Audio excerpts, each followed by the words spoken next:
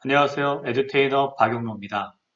브라이틱스 알고리즘 사례 시리즈 리그레션 K카 시작하겠습니다. 먼저 리그레션, 즉 회귀 분석에 대해 간략히 설명드리고 설명을 마친 다음 브라이틱스를 통해 시나리오를 진행하도록 하겠습니다. 설명은 제 인공지능 비서인 지니가 하겠습니다. 지니, 부탁해요. 오케이, 땡큐, 로버트. 안녕하세요. AI 비서 지니입니다. 자, 이제 설명을 시작하겠습니다. 회귀 분석 개요입니다. 회귀 분석은 값을 예측하는 대표적인 모형입니다. 한 변수를 다른 변수의 함수 관계로 표현하는 것입니다. 예를 들어 물고기의 무게를 물고기의 길이로 예측한다고 할 때 예측 대상인 몸무게는 y 종속 변수라고 하고 예측을 위한 특성 값인 물고기의 길이는 독립 변수 x라고 합니다. 회귀 분석은 여기서 y는 f, x라고 하는 y와 x의 함수 관계를 찾아내는 것입니다. 회귀 분석에서 가장 간단하고 많이 사용되는 것은 단순성형 회귀 분석입니다. 종속 변수와 독립 변수 간의 직선 관계를 가정하여 y는 b0 플러스 b1x라고 하는 직선식을 구하는 것입니다. 잘 아시겠지만 직선의 식은 y축과 만나는 y절편 그리고 기울기로 이루어집니다. 여기서 b0가 y절편, y 인터셉트가 되고 b1은 슬로프, 즉 기울기가 됩니다. 일반적으로는 독립 변수가 여러 개입니다. 그래서 단순 회귀 모형보다 다중 회귀 모형이 많이 사용됩니다. 또한 예측함수의 경우도 직선식이 아닌 곡선식을 사용하게 됩니다. 그런데 곡선식의 경우는 변수 변환을 통해서 직선식으로 변환할 수 있고 다중 회귀인 경우도 매트릭스와 벡터 노테이션을 통해서 단순 선형 회귀 형태로 변환할 수 있습니다. 해서 이해를 돕기 위한 설명에서는 단순 선형 회귀 모형을 많이 사용합니다. 다음은 선형 회귀 분석의 이론에 대한 참고사항입니다. 단순 선형 회귀 모형은 1차 함수, 즉 직선의 식을 구하는 것입니다. 이것은 y절편과 기울기 값을 구하는 것입니다. y절편은 x가 0일 때 직선이 y축과 만나는 점이고 기울기는 x가 한 단위 증가할 때 y의 증가분을 말합니다. 그렇다면 회귀 분석을 한다는 것은 무엇을 뜻할까요? 그것은 직선의 식을 구한다는 것이고 이는 y절편과 기울기 값을 추정한다는 것이 됩니다. 이때 y절편과 기울기 값은 오른편에 보시는 바와 같은 수식으로 추정이 됩니다. 이때 사용되는 수학 기법은 리스트 스퀘어라고 하는 최소 제곱법입니다. 개념적으로 말한다면 왼편의 점들을 지나는 직선들 중에서 에러, 즉 오차의 제곱값의 합을 최소로 하는 직선을 구하는 것이 됩니다. 최소 제곱법을 통해서 기울기의 추정치인 b1 값과 y절편의 추정치인 b0 값을 구할 수 있습니다. 선형 회귀 분석에서는 독립 변수 x 값도 그리고 종속 변수인 y 값도 모두 수치형입니다. 그렇다면 범주형 변수는 어떻게 처리해줘야 할까요? 네, 더미 베리어블을 사용합니다. 인덱스 베리어블이라고도 하는데요. 예를 들어 설명하겠습니다. 자동차의 판매량과 마케팅 비용 간의 관계를 구하고자 할 때 자동차의 옵션 색깔에 영향을 준다면 이 색깔이 가질 수 있는 옵션에 대해서 인덱스 변수를 옵션의 개수만큼 만들어주는 것입니다. 색깔이 화이트인 경우 인덱스 1은 1, 인덱스 2는 0. 색깔이 실버인 경우 인덱스 1은 0, 인덱스 2는 1. 이런 식으로 변수를 대응시켜주면 됩니다. 자, 이제 제임스가 K카 시나리오에 대한 설명을 잠깐 하겠습니다. 제임스, K카 시나리오는 실제로 있었던 사례를 기반으로 합니다. 사례의 주인공은 결혼을 목전에 둔 고프로입니다. 카메라 아니고 성이 고입니다. 타임머신을 타고 결혼을 준비 중인 2019년 4월로 이동합니다. 고프로는 자동차를 사려고 합니다. 고프로의 고민은 다음과 같았습니다. 차를 사야 하는데 가장 비용 효과적인 자동차를 사보겠다는 것입니다. 새 차를 살 여력은 부족하고 중고차를 알아보기로 했고 레몬카가 적다는 K카에서 매물을 찾아보기로 합니다. 게다가 고프로는 데이터 분석 그룹에서 회귀 분석이라는 것을 배웠고, 이 분석 방법을 사용하면 가장 경제적인 자동차를 선택할 수 있겠다는 아이디어를 떠올립니다. 데이터 분석 절차는 크리스프-DM 프로세스를 따르기로 합니다. 분석 목표를 설정하고 데이터를 수집하고 이 데이터를 분석에 사용할 수 있도록 깨끗이 준비합니다. 데이터가 준비된 이후엔 이 데이터를 탐험적인 분석인 EDA로부터 시작하여 본격적인 데이터 분석 작업을 수행하며 이를 통해 결론을 내는 것입니다. 본 PT 자료에서는 간략한 내용을 소개하고 실제 모델은 브라이틱스를 통해 실습해 보도록 하겠습니다. 진이, 나와주세요. 분석 목표는 가장 비용 효과적인 중고차를 고르는 것입니다. 그렇다면 비용 효과적인 것은 어떻게 측정할까요? 제 웨치는 그랬습니다. 측정할 수 없다면 관리할 수 없다고 말이지요. 바로 이때 측정의 아이디어로 회귀 분석을 쓰는 것입니다. 중고차 시장에서 거래되는 차량이 특성과 가격의 데이터들을 가지고 평균 가격 혹은 적정 가격을 추정해내는 것입니다. 그리고 이 적정 가격과 판매 가격과의 차이값을 구하면 이 차이값이 작을수록 비용 효과적이라고 말이지요. 왼편에서는 데이터를 기초로 회귀 분석 라인을 구한 것이고 여기서 갭을 구하고 오른편과 같이 그림을 그려보면 어떤 것이 고평가이고 어떤 것이 저평가된 것인지 알 수 있다는 겁니다. 그림에서는 6번째 데이터 포인트가 최저가임을 알 수 있습니다. 목표가 정해졌으니 이제 데이터를 준비합니다. 온라인 중고차 시장에서 데이터를 크롤링으로 수집하고 이를 정리하여 테이블로 만들었습니다. 만들어진 데이터를 사용하는 것은 간단하지만 데이터를 수집하고 정리하여 테이블로 만드는 작업에는 상당한 시간이 걸립니다. 데이터가 준비가 되었으니 이제 본격적인 분석 작업에 들어갑니다. 브라이틱스를 사용하여 데이터 분석 및 모델링을 수행합니다. 그래프 분석을 하니 차량의 가격은 차량의 연차와 마일리지의 영향을 받았습니다. 회귀 분석을 하기 전에 전 처리를 통해 날짜를 연차로 바꾸고 차량의 종류라는 범주형 데이터를 인덱스 베리어블로 변환합니다. 회귀 분석을 수행하고 나서 가장 비용 효과적인 자동차 매물을 얻었습니다. 그런데 여기서 질문이 있습니다. 새 차의 경우는 과연 얼마가 적정가일까요? 그리고 그 적정가와 새 차의 가격의 갭은 얼마나 될까요? 자, 이제 이 질문에 대한 답을 박사님과 함께 알아보도록 하겠습니다. 브라이틱스를 통해 실습을 하도록 하겠습니다. 로버트, 받아주세요. 케이카 시나리오 실습 시작하겠습니다. 먼저 데이터를 불러오도록 하겠습니다.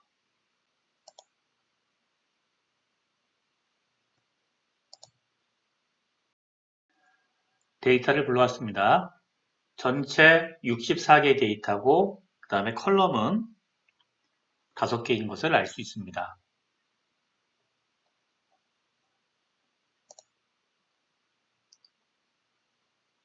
먼저 코릴레이션 한번 보겠습니다.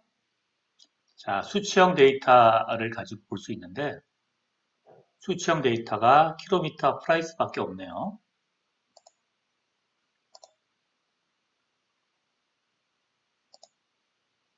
자, 코릴레이션을 구하니까 킬로미터와 프라이스가 음의 상관관계를 가지고 있습니다. 많이 킬로미터가 많으면 가격이 적게 나가겠죠.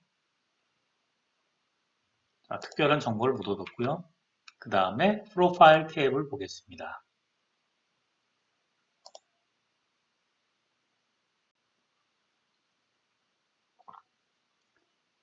자, 프로파일을 구해보면요. 전체 6개 컬럼으로 프로파일을 구했습니다.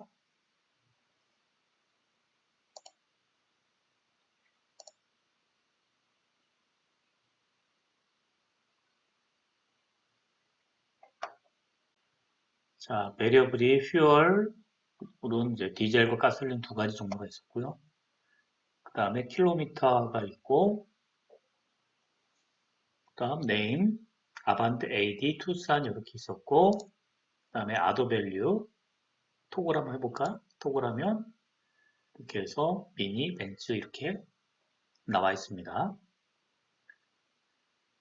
자, 그 다음에 가격대를 보니까 뭐 주로 이 정도 가격이 많네요.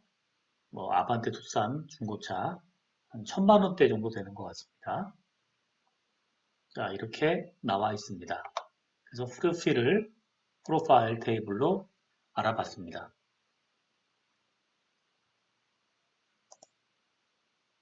자, 다음에는요, 이 이어라고 하는 것이 문자형으로 되어 있어요. 연도라. 이걸 가지고 날짜 함수를 이용해서 연차를 구해보도록 하겠습니다. 자, add 펑션 컬럼을 썼고요. 여기에 age라는 걸 썼습니다.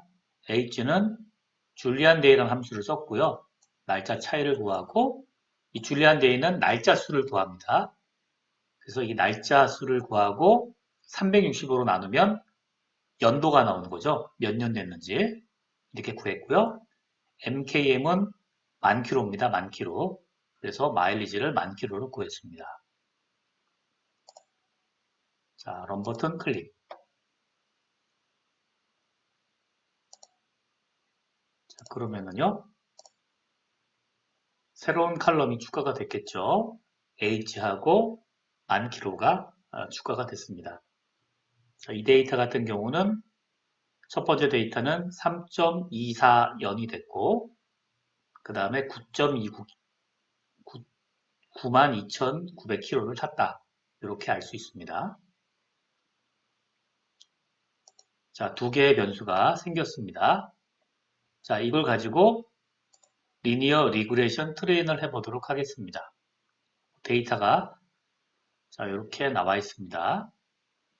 피처 밸류는 age하고 만 킬로로 잡았습니다. 연차하고 그 다음에 프라이스는 어떤 관련이 있느냐. 자, 중고차 가격과 연차하고 만 킬로는 당연히 음의 상관관계가 있겠죠. 일반 상식적으로 오래된 차일수록 값이 쌀 거고요. 많이 탄 차일수록 값이 싸겠죠. 자, 그렇게 해서 리니어 리그레이션 결과를 구했습니다. 자, 여기 나와 있는 것처럼 age에는 마이너스 62, 그리고 만 킬로는 마이너스 51. 즉, 만 킬로 탈 때마다 51만 원 깎아지고 1년 될 때마다 62만 원 깎아진다. 이런 식으로 생각하면 될 것 같습니다. 자, 이걸 가지고 리니어 리그레이션 프리딕트를 해서 갭을 한번 구해보도록 하겠습니다. 자, 정상 가격이 리니어 리그레이션 트렌드로 나온 거잖아요. 그러면 실제 판매되는 가격하고 정상 가격하고를 비교해서 마진, 갭을 한번 구해보도록 하겠습니다. 자, 먼저 리니어 리그레이션 트렌드를 돌립니다. 자, 그러면 여기에 정상 가격이 계산이 되겠죠? 이렇게 프리딕션으로 계산이 됐습니다. 자, 이것을 가지고 add 펑션 컬럼으로 갭을 구합니다. price 빼기 prediction 구합니다. 자, 구한 다음에 자, 물론 칼럼 차트를 구했네요. 테이블 한번 보겠습니다. 테이블을 보면 오른쪽에 갭이 이렇게 나와 있습니다. 마이너스 값을 가지고 여기는 플러스 값을 가지고 이것을 한눈에 보기 위해서 그래프로 보도록 하겠습니다. 컬럼 차트로 그래프를 그렸고요. 그 다음에 네임, 그러니까 차종을 가지고 색깔을 줬습니다. 자, 보니까 BMW는 600 이상이 되고 에버리지네요, 갭이. 그 다음에 BMW 5 시리즈 미니. 이건 뭐죠? 벤츠는 뭐 900이 넘네요. 평균적으로 벤츠는 900 이상의 갭을 가지고 있습니다. 왼쪽에서 보니까 외제차들은 그 정상 가격보다 좀 고밸류, 비싸게 값이 나오는 것 같고요. 그 다음에 국산차들은 아반떼, 투싼 같은 거는 가격이 정상가보다 싼 걸로 나와 있습니다. 근데 이거는 가만히 보니까 차종이라고 하는 브랜드 밸류가 지금 고려가 되어 있지 않죠. 이 모델은 마일리지하고 연차만 고려가 되어 있는 모델입니다.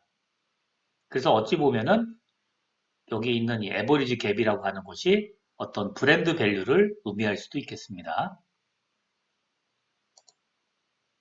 자, 이 상태에서 봤고요. 이 브랜드 밸류가 있다는 걸 우리가 알았기 때문에 모델을 좀 수정해 보도록 하겠습니다. 그러니까 모델을 네임, 브랜드라고 하는 거를 고려하지 않은 모델인데 이번에는 브랜드를 고려해 가지고 모델을 만들어 보도록 하겠습니다. 자, 아시다시피 브랜드는 스트링으로 되어 있어요. 그래서 이것을 리니어 리그레이션에서 사용하기 위해서는 onHot 인코더라는 걸 가지고 인덱스 베리어블을 만들어 줍니다. 자, 옵션을 이렇게 잡아줬고요.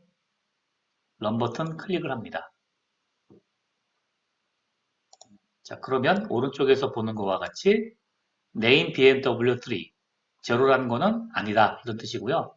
여기 1 나오죠? 이거는 BMW3다 이런 뜻입니다.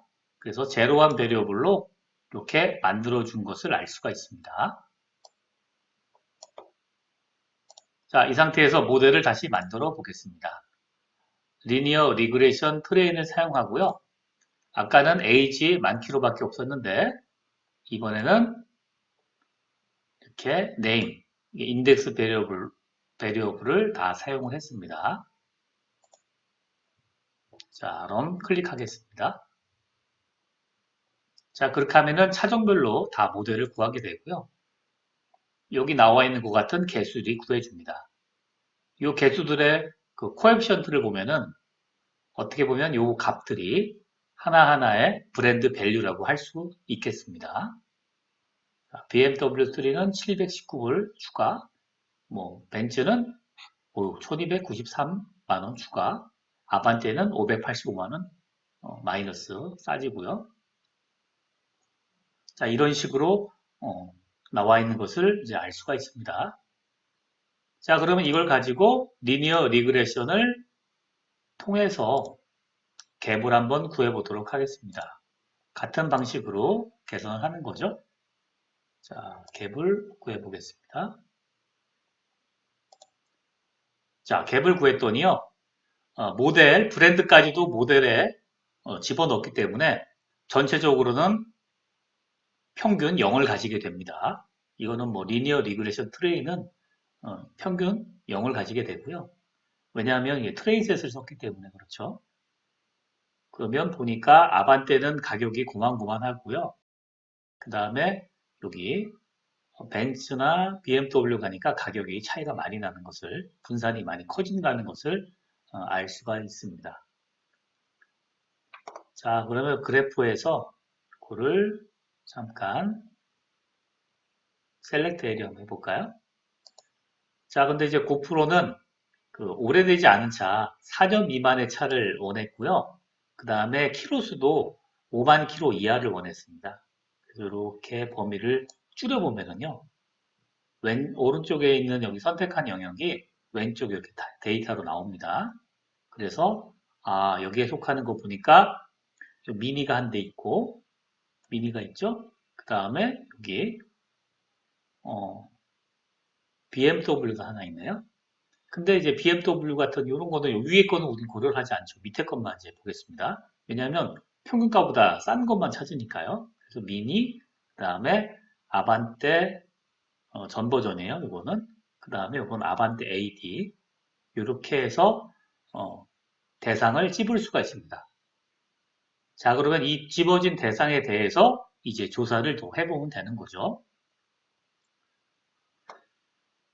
자, 그렇게 해가지고 실제에서 그 고프로는 그 자기 와이프하고 같이 이제 중고차 시장에 갑니다.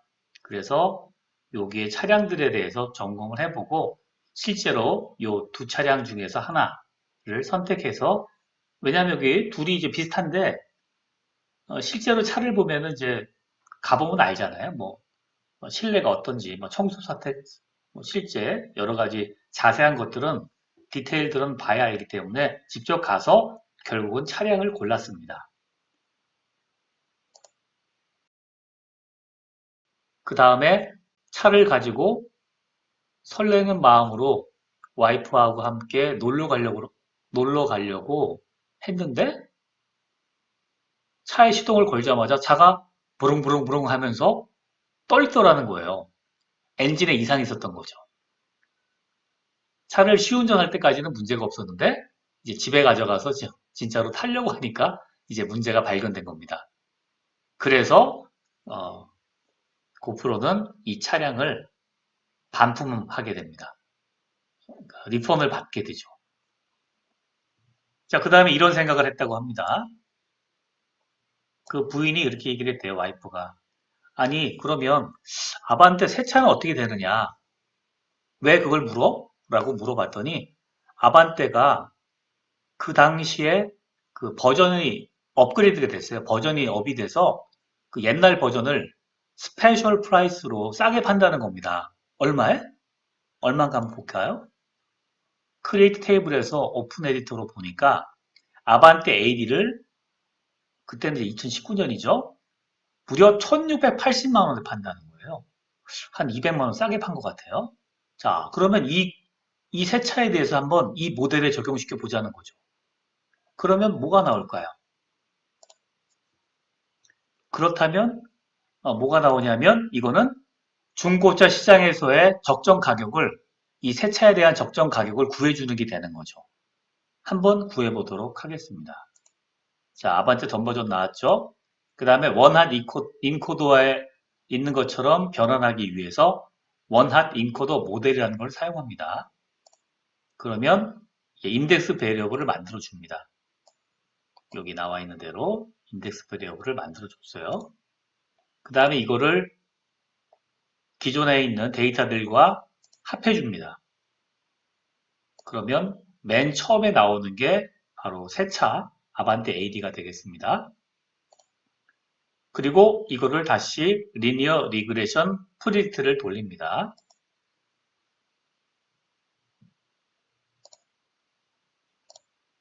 테이블이죠.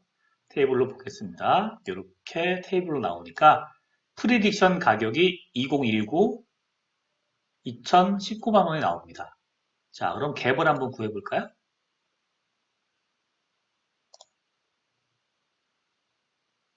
자, 갭을 구해봤습니다. 얼마가 나오나요? 자, 오른쪽 그래프에서 보면은 새 차기 때문에 굉장히 짧은 게 나오는 거죠. 이렇게 나오고요. 새 차 어딨나? 여기 점이 여기 있죠? 여기 요거죠, 요거. 자, 요겁니다, 요거. 새 차의 갭이 200만 원보다 여기요. 200만 원 정도 되는 애들이 있었는데 얘보다 더 작은 인덱스 제로가 마이너스 339만 원이 나왔다는 겁니다. 자, 결론이 나왔습니다. 스페셜 프라이스로 파는 요 새 차가 중고차 모델에서는 가장 남는 장사였다 라고 나오게 된 겁니다. 자, 그래서 결론 약간 뭐 허무한 결론 같긴 한데 그래서 고프로는 중고차 시장에서 열심히 매물을 찾아가지고 회귀 분석도 하고 모델을 만들어서 결국 이 모델을 가지고 새 차를 사는 정당성을 부여했다. 이렇게 마무리가 되겠습니다. 자, 이상으로 에듀테이너 박영노의 설명을 마치겠습니다. 감사합니다.